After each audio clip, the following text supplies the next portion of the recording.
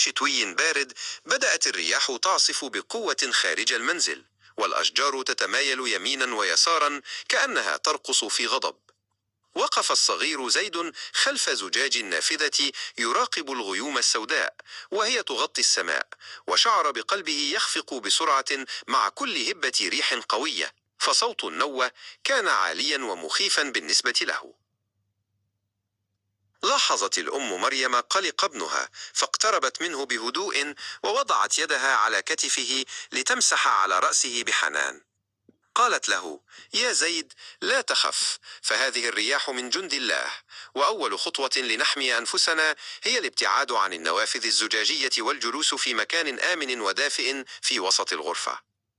أخذت مريم بيد زيد وابتعد عن النافذة وجلس على الأريكة المريحة.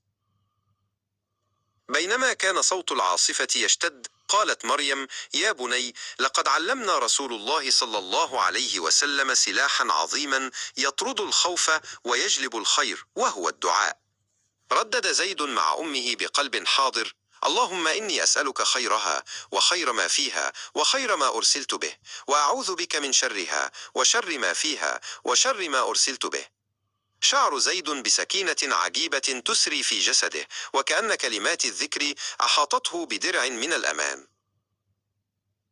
استمرت العاصفة لفترة، لكن زيدا لم يعد خائفا، بل انشغل باللعب بمكعباته بهدوء بجانب والدته، مدركا أن الالتزام بالتعليمات والذكرى هما خير وسيلة لمواجهة النواة.